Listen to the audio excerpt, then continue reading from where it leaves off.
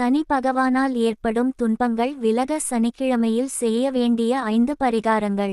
நவகிரகங்களில் அனைவரும் கடும் பயப்படும் கிரகம் சனி பகவான். இவர் நாம் செய்யும் நன்மை தீமைகளுக்கு ஏற்ப பலன்களை வழங்க கூடியவர்.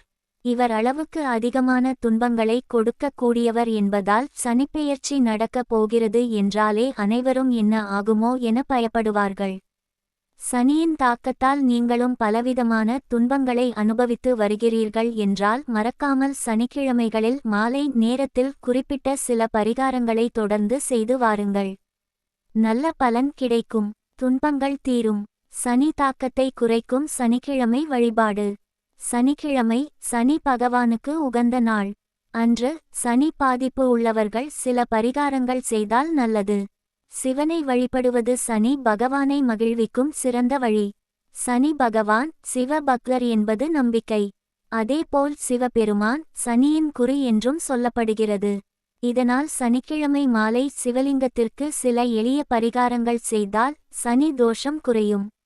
வாழ்க்கையில் உள்ள கஷ்டங்கள் நீங்கும். குறிப்பாக சனி பாதிப்பு உள்ளவர்களுக்கு இந்த பரிகாரங்கள் நிவாரணம் தரும். சனி பகவானின் கெடுபலன்களை குறைக்க சிவலிங்கத்திற்கு செய்ய வேண்டிய பரிகாரங்கள் பற்றி தெரிந்து கொள்ளலாம்.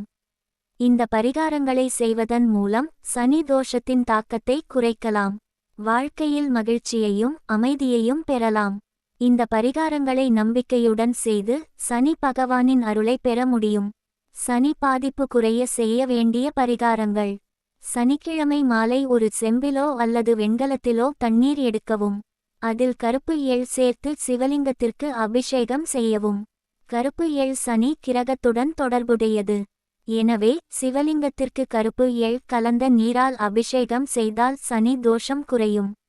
அபிஷேகம் செய்யும் போது ஓம் நம சிவாய என்ற சிவ மந்திரத்தை தொடர்ந்து சொல்லவும்.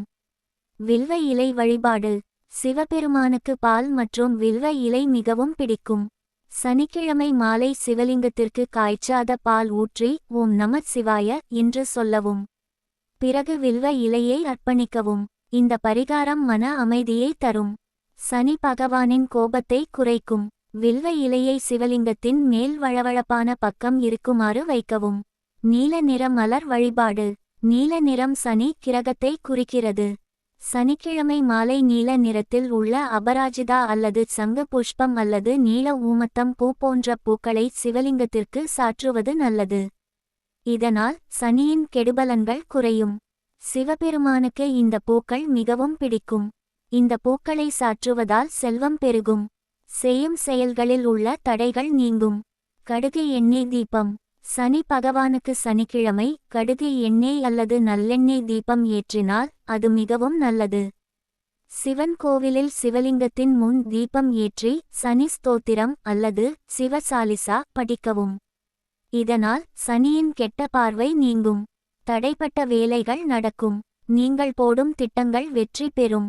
வீட்டில் பணம் வரும். மகாமிருத்யுஞ்சய மந்திர ஜபம். சனி பாதிப்பு காலத்தில் நோய் பயம் மனக்குழப்பம் போன்றவை இருக்கும்.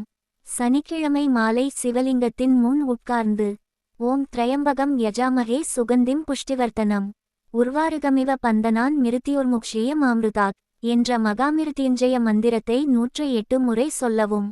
இந்த மந்திரம் சனி பகவானால் ஏற்படும் பயத்தை போக்கும். வாழ்க்கையில் நிலையான தன்மையை கொடுக்கும். இந்த மந்திரத்தின் பொருள் என்னவென்றால் மரணத்திலிருந்து விடுதலை பெறவும் அழியாமையை அடையவும் நாங்கள் 3 கண்களை உடைய சிவனை வணங்குகிறோம்.